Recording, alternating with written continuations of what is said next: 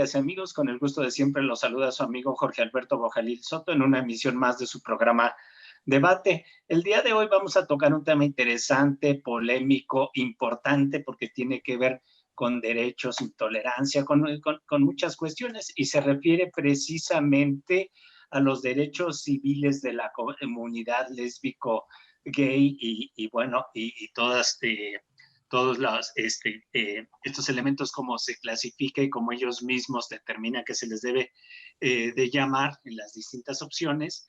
Y bueno, está con nosotros el doctor Ignacio Guizar Marín, doctor en psicología. Muchas gracias. En un ratito más se incorpora Francisco Romero. Y bueno, vamos a iniciar con el tema. Ignacio, yo me acuerdo que hace muchos años me recomendaste un libro que compré de un psicoanalista argentino, Juan Mazota, que se llamaba que se llama, porque se titula así, ¿qué tiene el sexo que lo hace reprimible? Y bueno, en estos sentidos, lo de reprimible puede significar muchas cosas, desde que no me atrevo en mi casa a hablar con mis hijos del mismo y lo reprimo a que se enteren de una información que puede ser valiosa y yo me reprimo de decirla, y a su vez puede llegar hasta cuestiones de intolerancia o de hasta asesinatos, crímenes de odio. Y por otro lado hay una serie de derechos civiles que se violentan de la gente porque simplemente tiene una preferencia, se habla de patologías, se habla de una serie de elementos que no tienen fundamento, y entonces en este sentido quisiera ver tu punto de vista como doctor en psicología. ¿Qué opinas? ¿Por qué es reprimible? ¿Por qué se reprime tanto a la comunidad? Sí, perdón, aunque soy psicólogo en la licenciatura, más bien soy psicoanalista, renuncié a la psicología. Ah, ok, muy bien. Sí, psicoanálisis, Sí. es lo que soy psicoanalista. Uh-huh. Perdón, Jorge. ¿Por qué es reprimible esa cuestión del sexo? Y bueno, y de ahí podemos partir a toda esa cuestión con respecto a la cuestión de las preferencias sexuales, porque también últimamente se han querido romper una serie de conceptos de la psicología y del psicoanálisis, y creo que han caído en otros errores con respecto a la concepción de las preferencias sexuales. ¿Por qué? ¿Por qué es de alguna manera reprimible? Bueno, comenzamos en principio por afirmar con Freud que incluso en el momento del nacimiento del niño, para que él pueda sostener la vida, es necesario que la sostenga en función del deseo de la madre. ¿Mm? Entonces, el niño es deseado por muchas razones por la madre. Entre otras, vamos a decirlo así, porque puede representar, al menos en lo imaginario, su completud. Es decir, si había dicho Freud que había una reflexión en las fantasías de la infancia con respecto a la presencia o no del pene, si las niñas lo tienen, si los niños sí, y si las niñas no lo tienen, ¿por qué no lo tienen? ¿Qué sucede con la cuestión del pene? Y con ello tener una representatividad, sobre todo si queremos verlo en una sociedad patriarcal. Entonces, resulta importante la cuestión del pene, pero de ahí también su representación, es decir, su representación, el falo, en lo imaginario y en lo simbólico, ¿sí? El falo no es el pene, es una representación, ya es una cercanía a tratar de hablar con respecto al pene, pero que luego a través de la historia ha tomado significaciones incluso de poder, de posibilidades económicas, de posibilidades de toda especie, y entonces digamos que en el imaginario de un niño o de una niña, la posibilidad de que el falo como representación pueda caer en una cierta ausencia por pensar que no tiene el pene y no darle el valor a sus propios genitales, entonces lo único que recupera, diría Freud, ese valor sería el nacimiento del primer hijo, al menos, o de cualquiera de los hijos, pero fundamentalmente del primer hijo, lo cual la hace generadora de vida, generadora eh, de un nuevo ser. Y entonces, en ese sentido, hablando de un poder fálico, ¿no? Entonces, por así decirlo, el bebé representa, en el sentido del poder, el falo de la madre. Entonces hay un deseo de obtener ese poder, hay un deseo de obtener esa posibilidad, entonces ya de suyo la madre desea al niño. Y es el deseo lo que está en juego y no podemos ignorar que ese deseo, ya cuando aparece el niño y cuando está presente y su propio cuerpecito, tiene una relación directa con el cuerpo de la madre. En el abrazo, lo tuvo, por supuesto, en el útero, pero ahora en la relación, en la interrelación con el niño y la madre, se da un contacto físico, un contacto erótico, donde está en juego el deseo de la madre. Y el niño entonces juega un lugar de objeto también, de objeto sexual, amén de representar su poder, ¿no? El poder de creación. Entonces, en ese sentido, el niño vive y sobrevive en función también de que él en correspondencia desea a la madre. ¿No? Va a ver a lo largo de su crecimiento y de su proceso de sexuación, a través de los años, diferentes maneras en que va a ver a la madre, ¿cierto? Entonces, curiosamente, de no tener ese conjunto de representaciones y por otra parte, de no entrar esa relación en el marco de la ley, las leyes fundamentales de la humanidad son la prohibición del incesto y por supuesto la prohibición del parricidio, ¿no? No matarás a tu padre.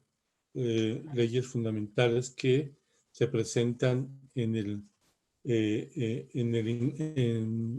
incursionar en la sociedad.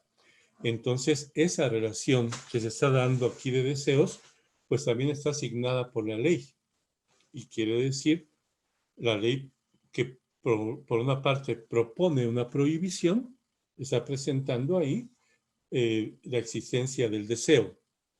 Si se prohíbe, es porque hay deseo. Y si a la hora de prohibirlo hacemos conciencia, entonces deseamos más, ¿no? Porque se nos ha prohibido.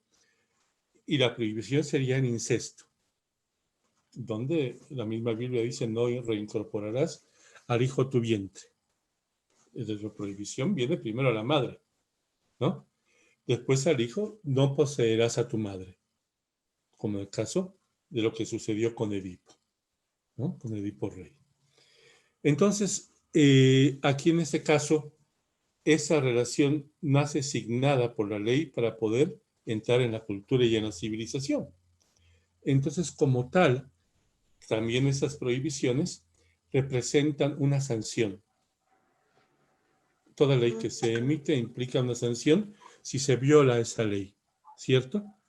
Entonces, de suyo ya hay en lo simbólico de la ley una posibilidad represiva. Entonces, no es simplemente que yo vaya a reprimir por mi propia inhibición, además que puede haberla, por supuesto, pero de suyo ese nacimiento y esa posibilidad, ese nacimiento de esa relación entre el hijo y la madre, nace signada por la ley antes del nacimiento del hijo, y entonces queda de alguna manera bajo el signo de la ley, y al entrar en el signo de la ley entra en el campo de las represiones. Es algo que hay que reprimir, algo que hay que evitar para no sufrir la sanción, ¿no? Que si lo vemos desde el punto de vista del psicoanálisis, la peor sanción sería la locura.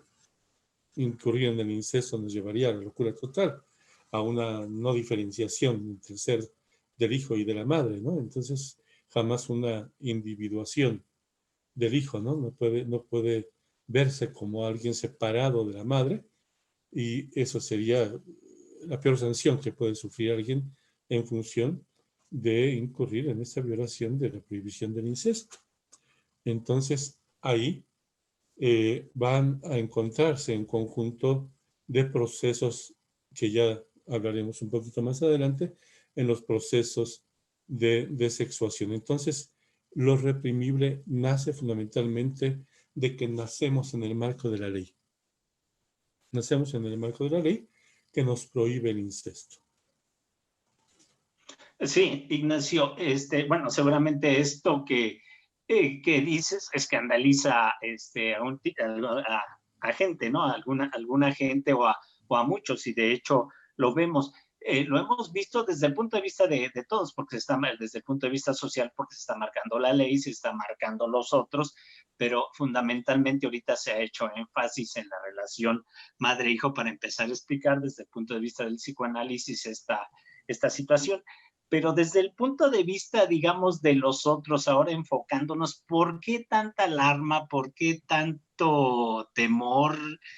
¿Por qué aparecer en esa marcha cuando los matrimonios, que son los derechos, que tienen que ver con derechos sociales de los matrimonios de personas del mismo sexo, tener esos espectaculares que dicen, no se metan con mis hijos? Bueno, pues yo no veo en qué se están metiendo con sus hijos, ni que ellos los estén llevando a que se metan con ellos. O sea, ¿por qué los otros se escandalizan o se pueden escandalizar, por ejemplo, cuando se plantean algunas cosas de Freud o de distintos pensadores? ¿O por qué cuando alguien dice yo me quiero casar, cuando un hombre dice me quiero casar con un hombre o una mujer con una mujer, ¿por qué hay tanto escándalo?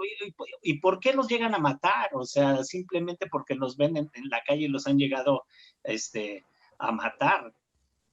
¿Por qué ocurre todo esto desde el punto de vista de los otros? A ver, si me permites, Jorge Nacho, buenas tardes. Sí, Francisco. A ver, los crímenes de odio tienen, bueno, en concreto, contra la comunidad LGBT y tiene que ver como en mucho, no por una construcción de lo que es la otredad, sino en buena medida por una serie de miedos y atavismos sobre los cuales somos educados y construimos lazos de relación y vinculación. ¿A qué me refiero? O sea, que en nuestra sociedad y en la mayor parte de todas las sociedades siempre hay una noción dominante, y esa noción dominante generalmente tiene una construcción de lo que es la sexualidad, de lo que es una construcción de cómo entender la relación con el sexo opuesto, cómo entender tu singularidad. Y esto en nuestra sociedad, pues, que es altamente conservadora, no se diga la sociedad de Guanajuato, es uno de los regiones más conservadores del país. Existe mucho temor a reconocer mi singularidad, es decir, qué es lo que me hace como un ser único e irrepetible, pero a la vez qué es lo que me hace común a los otros y a las otras. Entonces, y de ahí se ha generado una serie de atavismos muy graves, porque entonces, como no entiendo la sexualidad en razón también del sexo opuesto, de entender qué es lo que me identifica con el sexo distinto, pues se han generado una serie de castraciones y atavismos muy fuertes en cuanto a lo que debe de ser mi sexualidad y cómo la vivo. Y esto se ha llevado a extremos como son los crímenes de odio. Por eso, o sea, no hay una razón del por qué los matan. Más bien, se puede explicar los miedos y las agresiones, mucho que ver por la intolerancia, la irracionalidad, el miedo llevado a un grado extremo de decir, como no tolero al otro, mi mejor manera de responder es golpearte, es reprimirte. Entonces, tiene que ver también con una noción de autoridad, es decir, como no te tolero que estés en la calle demandando derechos, como no te tolero que se reconozcan tus derechos, como no te tolero que expreses tus afectos en la calle, viene la reacción arbitraria, agresiva y represiva del otro. Mira, hay un ejemplo muy ilustrativo con el cual quería iniciar el día de hoy. Hay un amigo mío, que en paz descanse, Rafa Álvarez Díaz, un defensor de los derechos humanos. Él era como que en estos talleres con estos temas hiciera un ejercicio donde nos preguntaba a todos, oye, ¿qué pensarías si ves que un hombre le da un beso al otro? Incluso la gente que se dice educado en la sexualidad, salimos con una serie de afirmaciones muy, muy diversas, muy plurales y a la vez muy intolerantes, cuando lo único que expresa es lo único que significa eso es una expresión de un afecto. Un hombre que besa a otro es un gesto de aprecio y de cariño, punto. Pero ¿quién es el que le pone como categorías, tantas categorizaciones o tanta represión o tanta violencia? Quien no tolera. Pues es que son esto, que son lo otro. Entonces, eso es lo que hace que nuestra sociedad actúe con tanta intolerancia.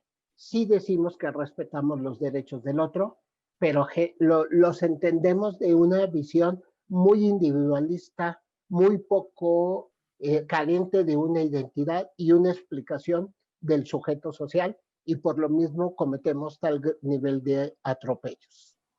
Sí, gracias Francisco.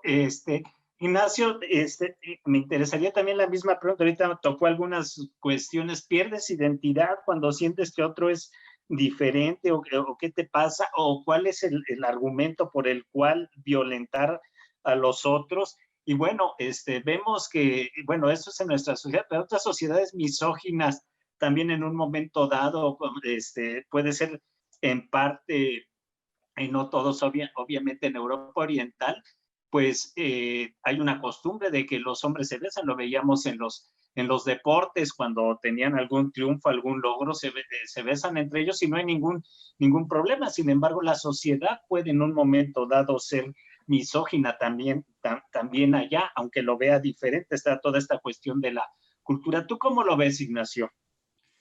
Sí, empezando por la cuestión de la misoginia y que podemos además después desglosar con las otras manifestaciones diferentes y demás. En principio partiríamos de una cultura que tiene que ver con el patriarcado, lo que ha impuesto un concepto, no nomás en el concepto cultural, sino también en las leyes, de una heteronormatividad, han dado por llamarle ahora. Entonces, pero en función de eso, no es solamente pensar en una relación heterosexual, sino también una relación que es comandada por el hombre. Entonces, curiosamente, no se le permitía incluso la posibilidad incluso del goce sexual a las mujeres. Y se sigue odiando a las mujeres en muchas partes de la sociedad. Claro, pero en el fondo, si tenemos que decirlo analíticamente, en el fondo hay un gran terror de parte de los hombres como para poder plantear una normatividad de esa naturaleza, porque la posibilidad en el goce de las mujeres es mucho más amplio que los hombres.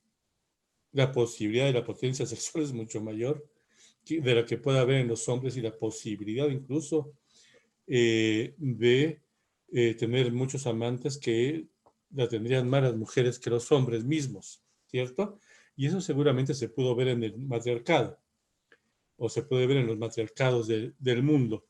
Entonces, en principio podría haber un prejuicio, una cuestión de competencia. Entonces, si yo tengo la fuerza, si estoy en el patriarcado, entonces tengo que imponer normas donde se les ponga un alto a las mujeres, se les ponga un coto, de alguna manera, para que no tengan toda su expresividad sexual y puedan caer, a fin de cuentas, en el dominio. Mira, esto incluso tiene un aspecto de orden político, hablando ya de Son represión, que cuestiones vamos de a ir a la poder. represión psicológica, la represión del poder, que va a llegar hasta la cuestión de las armas, el ejército como masa de represión. Con respecto a esto, va a imponer a las mujeres lugares, modos de vestir, etcétera. Y obviamente si las rompen, si quieren liberarse, si quieren plantear su pensamiento, vamos, todavía hace 60 años no se les daba en muchos países la libertad de pensar o pensar que las mujeres pueden ser intelectuales y profesionistas. ¿Cuánto tardaron en poder acceder a las universidades en México las mujeres? Es nuevo, es muy nuevo. Quiero decir que por mucho son 60 años de cuando las mujeres, bueno, evidentemente que hace 120 años se graduó la primer médica, además en contra de todos los médicos y demás en este país, en la Ciudad de México, ¿no? Sin embargo, no se les daba incluso el derecho de esa posibilidad y no digamos nomás la ley o la sociedad, la iglesia.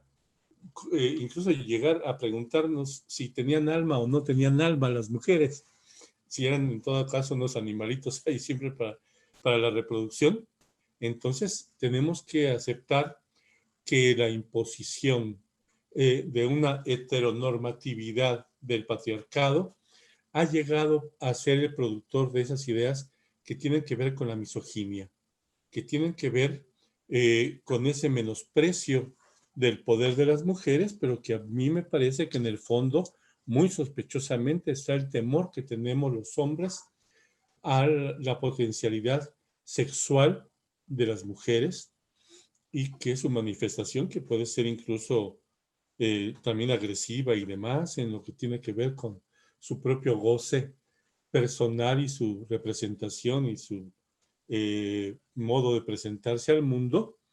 Entonces creo que de alguna manera esa imposición de orden social va en lo cultural, va en las leyes y genera un concepto que reprime a las mujeres y por supuesto le priva en muchas ocasiones de los derechos de acceso a los bienes culturales también, ¿no? Ahora, por fortuna, las mujeres han invadido las universidades, hay más mujeres regularmente, hasta en las ingenierías, en las escuelas, en las universidades, entonces han podido acceder al saber y demostrarnos toda su capacidad, su inteligencia, su libertad, etcétera, e incluso pues hemos vivido 100 años después que Europa, pero vivimos a partir de los años 60 en América la liberación femenina y empezamos a ver otro tipo de manifestaciones. ¿Por qué nos molesta? Porque parece que entonces estuvieran rompiendo las normas que la iglesia, el Estado, la cultura les ha ofrecido. Es decir, esas normas donde se les ha mantenido, digamos, como en un conjunto de límites. Entonces, es notorio que se irrite todo aquel que haya creído definitivamente que esas normas venían de Dios o venían de la naturaleza, que el hombre era superior a las mujeres. Entonces el resultado es obviamente un asunto de misoginia. Francisco, nos hemos quedado sin Sí, el sin conductor. Jorge. Bueno, a ver, yo quisiera continuar con este intercambio, pero incluso llevarlo un poco como al debate, porque sí es importante que estos conceptos se entiendan no solamente a partir de una construcción de la misoginia o que tiene que ver muchísimo con toda estos estereotipos, estos roles que se construyen de lo que es la sociedad patriarcal, ¿no? Y una influencia muy fuerte judío-cristiana, ¿no? Sí. Eh, a ver, Yo creo que hay que ir un poco más para allá. El otro tema que tiene que ver muchísimo y que hay que abrir a debate es, porque hoy por hoy toma muchísima relevancia, es la construcción del género. Hace un momento yo hablaba como de las identidades, ¿no? O sea, si bien es cierto, la, no la evolución, sino la oportunidad de hablar de la sexualidad y vivir tu sexualidad ha empujado eh, avances generacionales para poder hablar de la sexualidad, entender cómo se construyen los géneros. Es, es importante poder voltear a verlos. ¿Por qué? Porque hay muchísima ignorancia sobre estos dos aspectos, ¿no? El otro aspecto que me parece como muy importante a tocar es de entender cómo hoy los grupos como la comunidad, tan específicos y tan diversos y plurales como es la comunidad LGBTTI, tienen oh, constantemente una revisión de su construcción, de lo que es su identidad, lo que es su orientación y sus preferencias. Entonces, ya no hay, hoy por hoy la sociedad tiene que entender que ya no es solamente hablar de estas visiones ya muy superadas, muy anacrónicas de la construcción del sujeto patriarcal, sino hoy por hoy la posibilidad de entender la noción incluso de familias en plural, ¿no?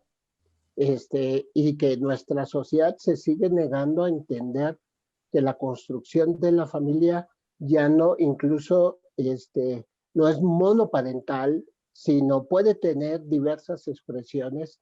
Y esto nos ayudará a entender por qué hoy los grupos hablan, no me quieras encasillar en si soy hombre y soy mujer, y que debo de responder a ciertos estereotipos que la sociedad me impone, ¿no? O mi familia me impone. No, hoy yo he conocido gentes que incluso te dicen, no, yo no soy hombre-mujer, ¿sí? O sea, no me quieras encasillar en eso, ¿sí? Entonces, esto es importantísimo. O sea, ¿y por qué es importante? Porque irrumpió en la sociedad, irrumpió en las instituciones como es la educación, como es la religión, como son los mismos partidos, las estructuras de gobierno, la noción de democracia, irrumpió en nuestra sociedad, ¿sí? Y son contrapesos que permiten responder a la intolerancia. O sea, sigue prevaleciendo las agresiones, siguen prevaleciendo los crímenes de odio, se sigue viendo a la comunidad como un grupo que vive en una situación de vulnerabilidad y exclusión. No olvidemos que muchos años así se vivió a las mujeres. Fue el movimiento de mujeres el que nos dijo, a ver, qué bueno y qué chido que hablen de derechos, pero no me coloques más en una situación de vulnerabilidad y exclusión. Porque además no somos un grupo, somos mayoría y somos un sector. Y además, no somos un grupo en situación de vulnerabilidad. Somos todo un grupo con una expresión. Así hoy la comunidad, el poder hablar de nuestra sexualidad, el poder hablar sobre una noción del género, no entendido como en esa noción tan pobre del rol del sexo hombre-mujer como una especie en reproducción, sino entenderlo más allá de incluso de la sexualidad, de lo social, de lo político, y como parte de un grupo que está construyendo propuestas. Por eso para mucha gente no nos parece nada extraño que los compañeros, el grupo de la comunidad LGBTTI haya propuesto decir, oye, si ustedes están luchando por el derecho, el respeto a nuestros derechos si ustedes están luchando por el respeto a la ley y la igualdad de y otras frente a la ley, pues también les queremos decir que nosotros aquí estamos y que tenemos una expresión para lo que significa el respeto de nuestros derechos. Y uno de ellos es en los espacios civiles. Si dices que hay una igualdad frente a la ley de todos los mexicanos, quiero que también entiendas que hay una diversidad en las expresiones de las identidades y que por lo mismo se debe de respetar la ley, pero desde la noción y visión de la diversidad de la cual formamos parte. Entonces, yo sí creo que este tema nos puede permitir a entender por qué los odios, por qué entender que que el crimen de odio viene de sujetos y grupos bien identificados. ¿Por qué nuestra sociedad sigue de alguna manera repitiendo esas conductas de cierta intolerancia, negación de que existen los crímenes de odio? Yo he escuchado a algunos servidores públicos, algunos sujetos, incluso maestros, activistas que te dicen, bueno, es que eso ya pasó, ya no hay crímenes de odio. Y sin embargo ves que de repente cuando la comunidad dijo, oye, queremos casarnos, queremos gozar de los mismos derechos, encontramos que no se les reconoce tal derecho y más se les niega el derecho a que puedan adoptar a niños como sus hijos, niños y niñas como sus hijos. Sí, me parece que la antropología en principio había dado cuenta ya a principios del siglo XX esa diversidad de conformación de las familias en el mundo. Y en el tiempo moderno lo que yo registro es el reporte de Piaget, en el sentido, por lo menos, si mal no recuerdo, de registrar 12 tipos distintos de familia. Entonces, el problema que representa para los años 60 es la posibilidad de cuestionar la permanencia de la familia nuclear. Para el modelo de judeo-cristiano, también nos presenta un problema muy serio con respecto a la cuestión de la conformación de la familia. Esa conformación de la familia tenía que ver seguramente con el modelo de la Sagrada Familia. Ese modelo de la Sagrada Familia tiene por ahí un cuestionamiento. Si Jesús es hijo de Dios y a fin de cuentas engendrado por el Espíritu Santo, José no es el padre biológico de Jesús, por lo tanto es padre putativo, y de ahí que venga el nombre de Pepe. Entonces empezamos ya a cuestionar incluso a la Sagrada Familia desde el punto de vista del modelo que quiere imponer la ideología judio-cristiana. Entonces, al parecer, la familia nunca ha sido realmente como los ideales de una sociedad, pero también si tenemos que verlo con Marx, la formación de la familia, la propiedad privada y el Estado, teníamos que ver entonces que la familia responde como núcleo, digamos, que sostiene el modo de producción. La familia va a ser conformada en función de un modo de producción y no escapan nuestros tiempos a esa exigencia que cada una de las familias puedan responder a un modo de producción de la sociedad como es ahora el capitalismo barbárico. En ese sentido, cada una de las manifestaciones que siempre existieron con respecto a la cuestión de la homosexualidad, por ejemplo, y otro tipo de manifestaciones sexuales, una de las fundamentales tiene que ver, ya planteada desde Marx y planteada también por Freud, el asunto del fetichismo. El asunto del fetichismo tiene que ver con esa posibilidad de amar como pareja al dinero, como amar sexual y sensualmente al dinero, que curiosamente solamente es representante del valor, representante de la producción, y eso generar un conjunto de confusiones con respecto a lo que puede ser incluso la formación de la familia. Entonces, si no se organiza en función de la familia, porque lo primero que tendría, por ejemplo, incluso un aspirante a ser pareja heterosexual, homosexual o como fuera, y que tiende a formalizar y tiende a plantear ante los padres del amado o de la amada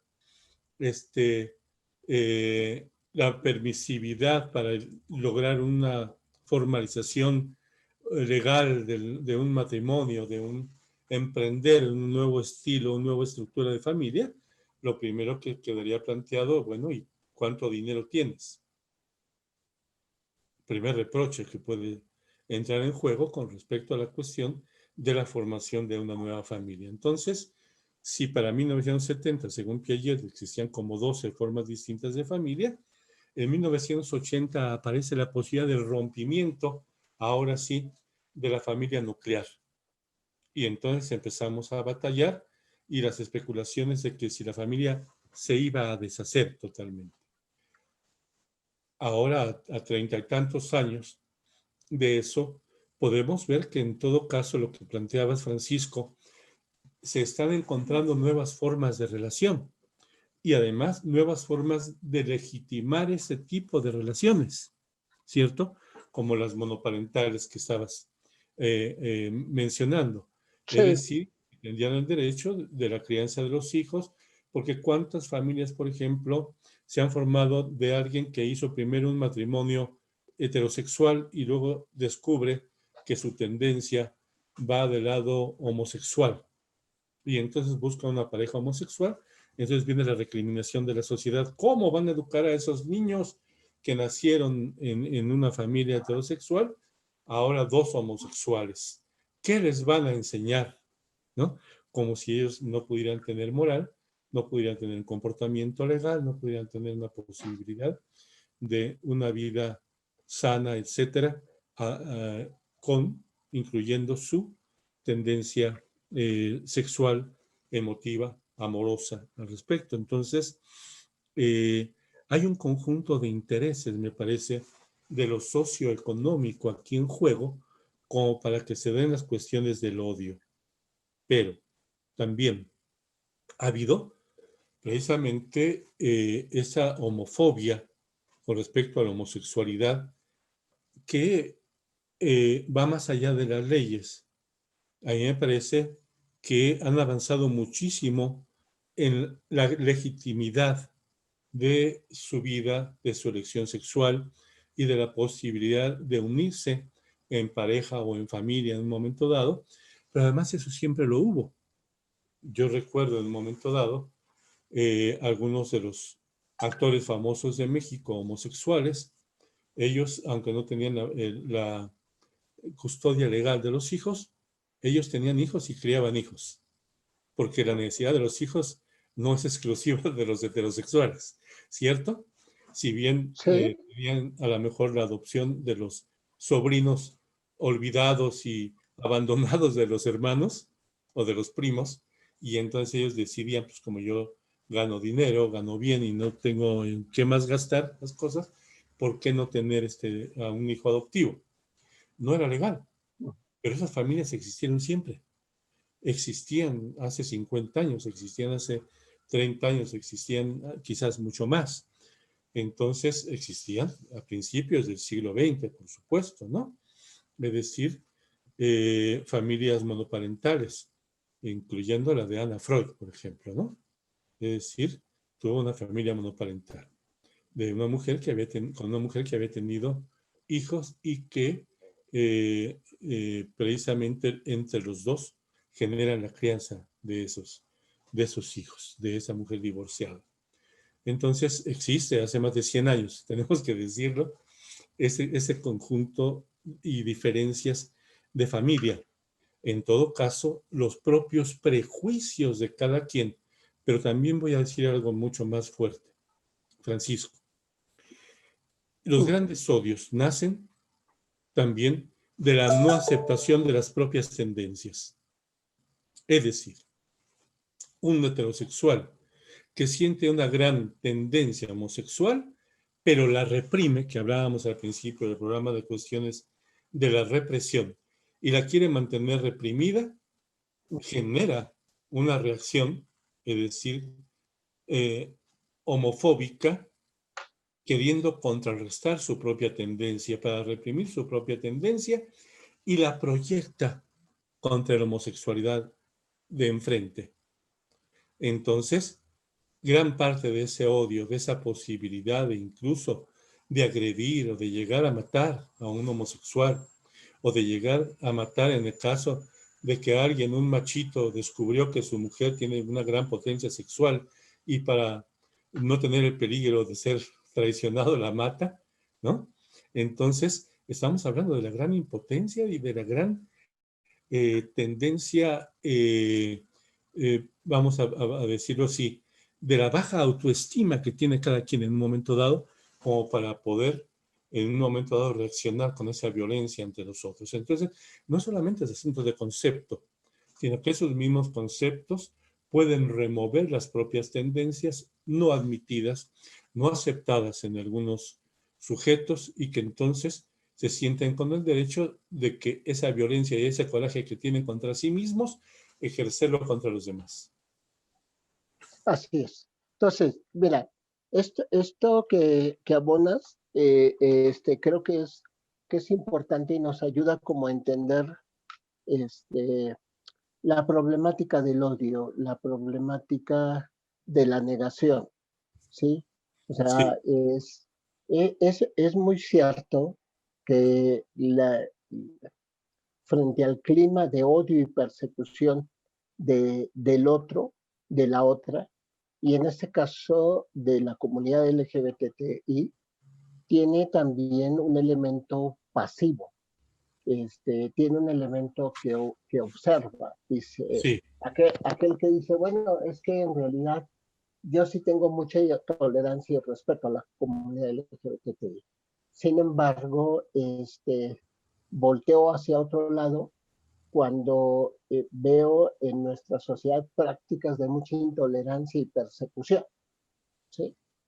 Cuando veo con cierto rechazo la propuesta de que se les puedan reconocer los mismos derechos civiles.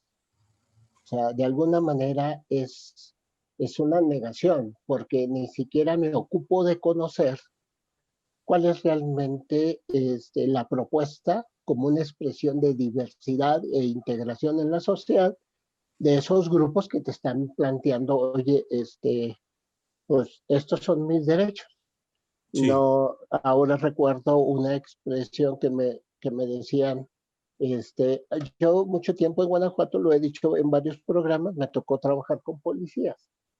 Y cuando hablábamos del respeto a la diversidad y el derecho a la no discriminación, me decían, no, es que si seguimos como usted lo está planteando, pues al ratito vamos a tener cuanto grupo reclamando sus derechos. Y algo de lo que tenemos que partir para entender esta propuesta son dos cosas. Primero, una sociedad dominante, autoritaria y represiva que niega Claro.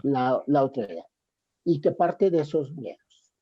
La otra parte que tenemos que entender, ¿sí? Es cómo se va dando la construcción de las otras edades. Es decir, la construcción de la diversidad y como una expresión de la identidad misma de los pueblos, ¿sí? Entonces, eso es un tema que causa muchísimo conflicto. Me voy a referir a un grupo que hoy por hoy se ha hecho más visible.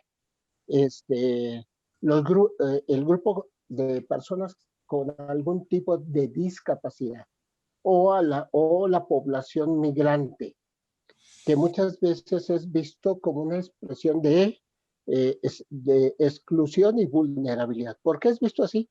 Porque la sociedad no entiende, o sea, la sociedad no quiere reflexionar sobre lo que implica el artículo primero de la Constitución Política de los Estados Unidos Mexicanos, que habla del derecho a la igualdad, que habla del respeto de los derechos de todos y todas, y que habla del tema sobre todo, de reconocer los derechos de unos y otros. Pero hoy por hoy, nuestra constitución y nuestra evolución en la parte social, pues nos lleva a que tenemos una serie de expresiones de diversidad, de una composición plural que no es vista y menos es integrada. Entonces, cuando estos grupos nos quieren decir, oye, espérate tantito, vamos a discutir, vamos a construir, pues no, la mejor respuesta que viene de nuestra sociedad es decir, no, esto no va a pasar, ¿no? O sea, y esa es la parte que sigue dominando en nuestra sociedad, el tema de las mayorías. En México se habla la lengua mayoritaria, ¿no? Sí se reconocen las lenguas de los pueblos originarios, pero la que domina, la obligatoria, la que todo mundo debe de aprender, es la que hablamos la raza mestiza, ¿no?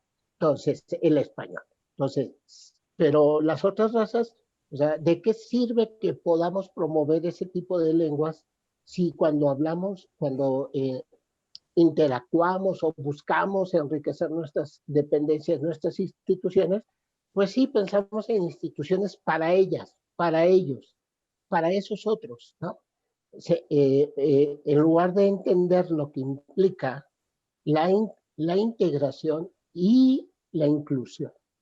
Entonces, por eso nos sigue pareciendo muy extraño y rechazamos cuando grupos como la comunidad dice, ok, ya me reconociste el derecho a casarme, reconocer el derecho a que yo pueda, que este sea un contrato civil y además que yo pueda por lo mismo adoptar un niño o una niña como parte de mi familia.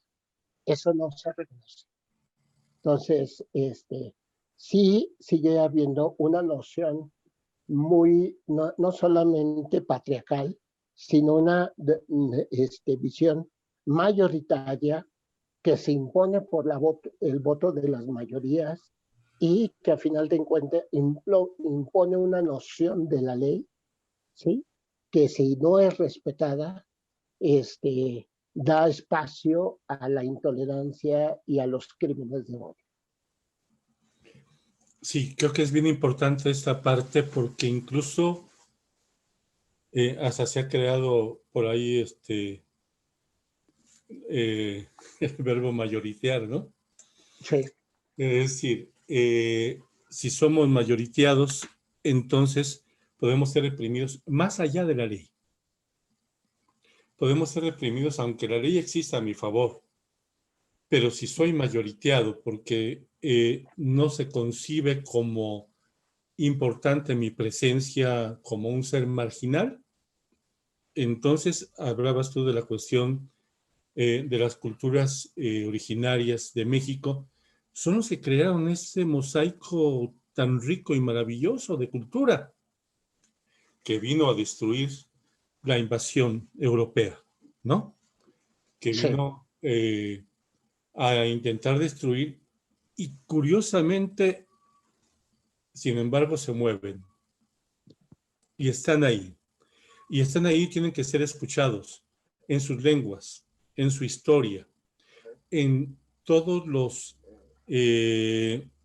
¿cómo tendríamos que decir? En todo lo que tuvieron que guardar con los propios custodios de la cultura, que han transmitido al nivel oral, generación tras generación, eso que se interrumpió con la invasión europea. Entonces, si también lo vemos desde ese punto de vista, esas personas con diríamos, diferente elección sexual que la mayorista, o que la Ya, mayoría, sí, está haciendo valer su voz. Está haciendo valer su voz, ha logrado cambiar las leyes, pero siguen siendo mayoriteados. Eso es represivo, pero represivo a la mala.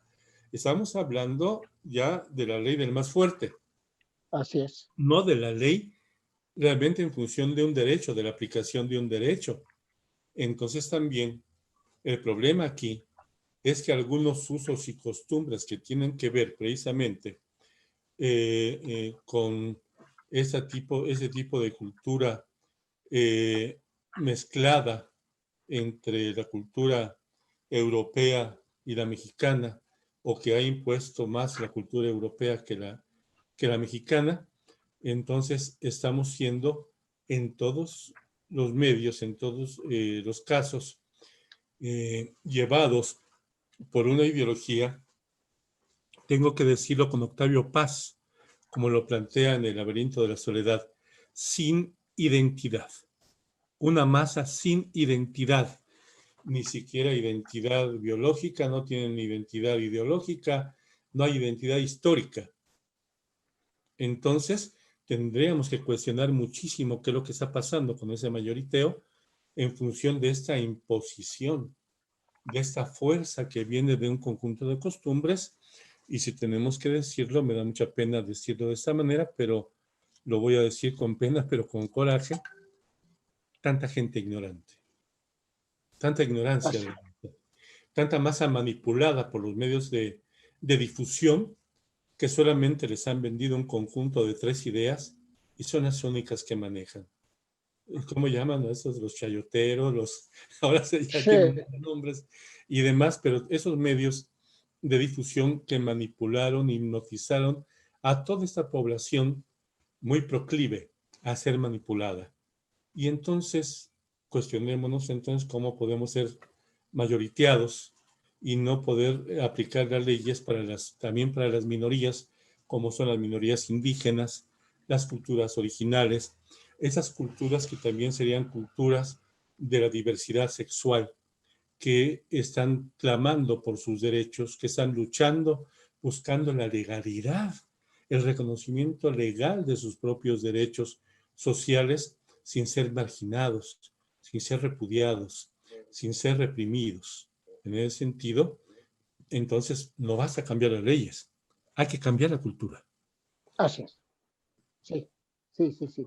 Y bueno, este, eh, yo creo que no todo está perdido, que nuestra sociedad sigue avanzando a base de experiencias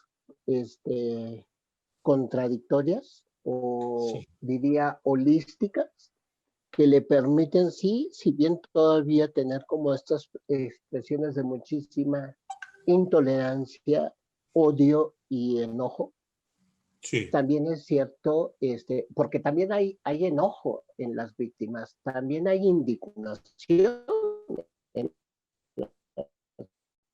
de decir, oiganme, esto permite que nuestra sociedad vaya avanzando, ¿sí? sí, Entonces, si bien la expresión dominante, la, la, la, la voluntad de las mayorías, la noción de las minorías en cuanto a lo que es la autoridad y la aplicación de la ley, sigue siendo una regla, también es cierto que y eso da cabida a prácticas de intolerancia, ¿sí? O sea, detrás de todo ejercicio arbitrario del poder hay una sociedad intolerante que no acepta, ¿sí? exacto. Entonces, esto, por eso han ido ganando la noción de las minorías, de los grupos que te dicen, sí, pero desde la clandestinidad, desde la exclusión, desde el negarnos nuestros derechos, también levantamos nuestra voz. Pero también hay expresiones de esos grupos que hemos podido ir aprendiendo a construir una noción de nación basada en la diversidad y la pluralidad, ¿no? Sí, Y tiene que ver también y se expresa hoy en los derechos civiles. Muchos estados de nuestro país, pero grupos sociales, dice, en nuestra construcción de la autoridad, también debe de haber un espacio de la diversidad y la pluralidad, pero no como un derecho de las minorías, sino como un derecho de unos y de otros a vivir en la diversidad y en la pluralidad. Esto es algo que se tiene que aprender a ver incluso en sociedades tan conservadoras como en Guanajuato, ¿no? Y Guanajuato y todo nuestro país. Yo estoy en la Ciudad de México y tengo viviendo acá desde el 2002 y he visto expresiones de muchísima conservadurismo e intolerancia, como lo he vivido en el Bajío cuando estuve por allá, o como lo he vivido en Puebla o en San Luis Potosí, que son ciudades con un historial de mucho conservadurismo, ¿sí? Y cerrazón.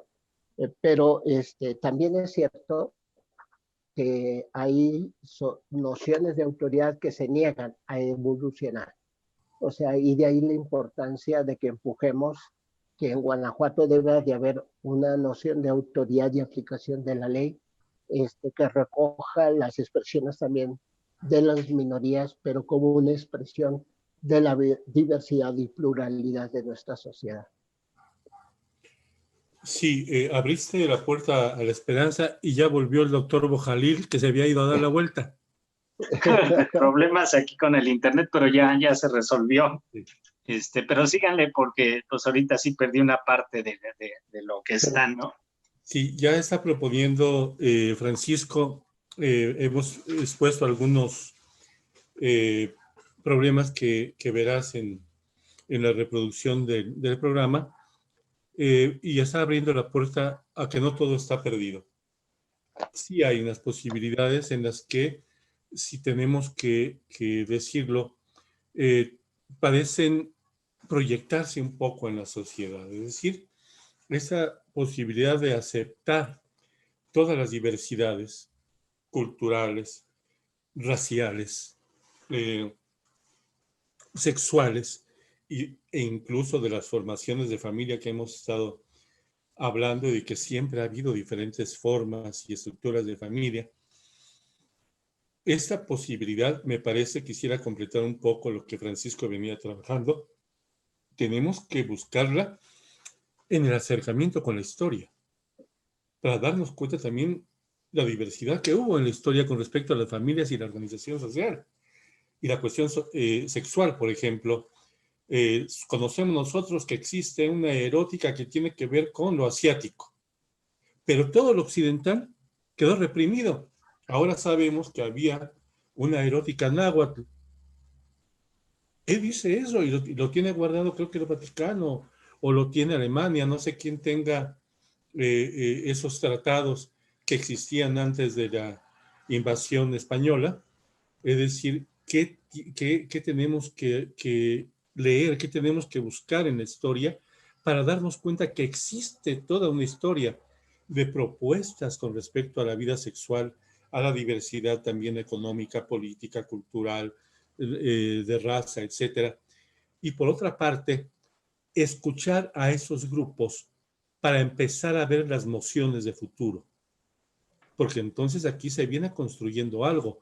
Ya lo decía Néstor Brownstein en los años 80, no, la familia no se va a destruir. Parece que amenaza con destruirse. Va a encontrar otras modalidades. Y si se van a encontrar otras modalidades en cuestiones de la familia, tenemos que estar atentos a escucharlo, a encontrar las propuestas, a encontrar lo que sucede, lo que está sucediendo acá, que además las propuestas seguramente vienen ya expuestas en función de ciertas experiencias.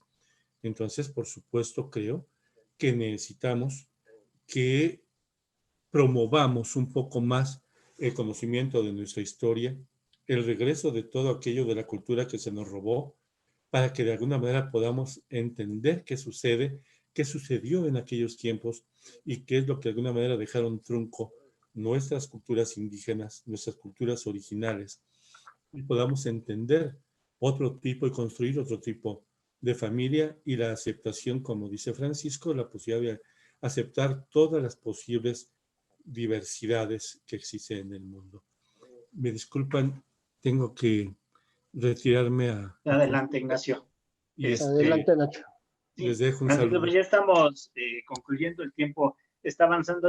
Francisco, yo te diría, bueno, aquí hay dos aspectos. Muchas veces se habla de minorías y la semana pasada en el programa anterior tú mencionabas, bueno, pues que las mujeres no son tan minoría y bueno, están los feminicidios, están muchas cosas en este mundo misógino y bueno, también qué significa realmente ser minoría y comparado con qué en un país. Sí entiendo el concepto hasta matemático de eso, pero como que también es degradar un poco los derechos de otra gente y por supuesto que el interés económico, el interés del poder económico, el interés que manipula la cuestión de cuántos hijos debes tener en función de la producción, en función de la ganancia y del lucro, también tiene que ver mucho con estos actos de atrocidad contra las personas que tienen una opción sexual diferente.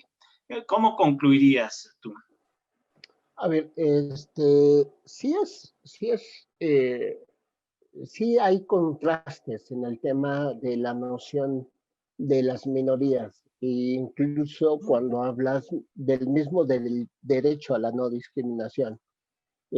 Hay minorías que desde su misma irrupción en la noción de lo dominante se sienten excluidos. Estoy hablando de las minorías en razón de la lengua, que para poder ser considerados tienen que aprender la lengua dominante. Estoy hablando también de las personas con algún tipo de discapacidad, aquellas que para poder entender que su acceso es universal, pues conviven y están lidiando constantemente en una sociedad que se mueve y establece dinámicas en una visión donde no los toma en cuenta, donde la inclusión de ellos juega más en una razón de un grupo específico al que hay que reconocerle cierto tipo de derechos. No es suficiente con solamente reconocer los derechos. También cabe, por ejemplo, la discriminación positiva, es decir, establecer aquel tipo de medidas compensatorias que deben de ser bien definidas y que favorezcan a la integración de esos otros grupos, ¿no? Entonces, esto en principio y en el cotidiano y en lo educativo causa muchísimo conflicto, ¿no?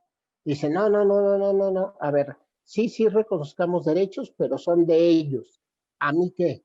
O sea, yo no, pues a ti te implica porque tú vas a aprender y a convivir en relación también de esos otros grupos, ¿no? Entonces, este ejemplo lo traslado a una expresión de una terrible, que se decía, mujer que se decía terrible en el sentido de sus afirmaciones que hacía en el tema, se decía especialista en el tema de derechos humanos, y ella decía, bueno, es que sí estoy por los derechos de la comunidad LGBT, pero imagínate, Francisco, si les reconocemos el derecho para que puedan adoptar, y piensa en el niño, piensa en ese niño, la condición a la que lo vas a obligar para que frente a sus compañeros en la escuela y pueda defenderse.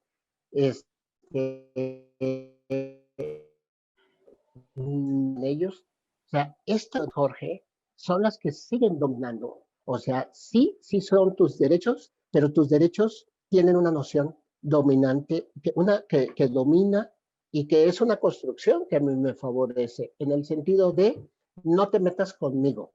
Sí tus derechos, pero en lo individual. Y lo individual con una noción muy singular e individualista. Entonces, eso claro que hace como contrasta mucho también en las visiones dominantes.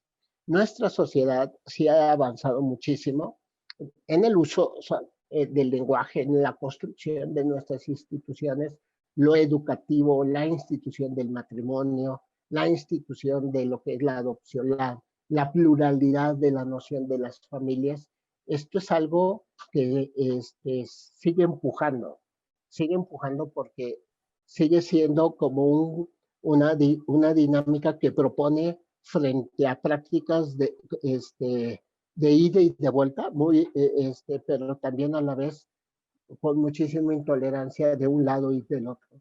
Y entonces la gente también tiene el derecho de enojarse, o sea, la situación de estrés y tensión que vive una persona con discapacidad visual cuando va caminando en la calle y tiene que entender, o sea, tiene que entender que no sabemos caminar del lado que nos toca y que se va a enfrentar con calles que están muy dañadas y deterioradas y donde no está contemplado él. Así caminamos social y democráticamente. No entendemos que hay un sujeto que viene de vuelta y con el cual convivo y construyo un espacio, una sociedad y una propuesta de cambio. Esto es algo que todavía no terminamos de entender y por lo mismo avanzar en razón de mejores aprendizajes de lo que debe ser una sociedad diversa y plural.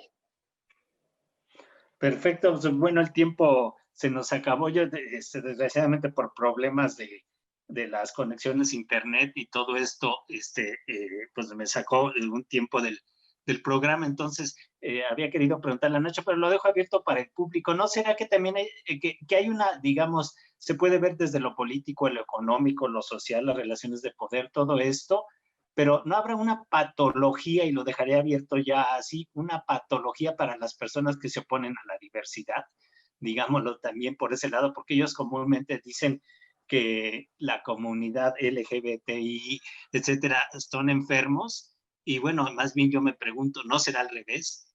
Sin que sea el único problema. Entonces, bueno, pues lo dejo abierto para discusión y nos vemos la próxima semana en una edición más. Gracias, Francisco. Gracias, Ignacio Guizar. Gracias, Jorge. Y gracias a todos los muchachos que hacen posible este programa, porque, bueno, las condiciones en esta época de la pandemia no son tan fáciles para programar y dar continuidad a los mismos, y a todo el público, y los invitamos a reflexionar, a discutir, a no estar de acuerdo, pero siempre reflexionando e informándose cada vez más y no solamente de las fuentes de la élite o del poder. Bueno, pues muchas gracias a todos, estamos en contacto. Gracias, Francisco. Gracias, Jorge. Buenas tardes a todos.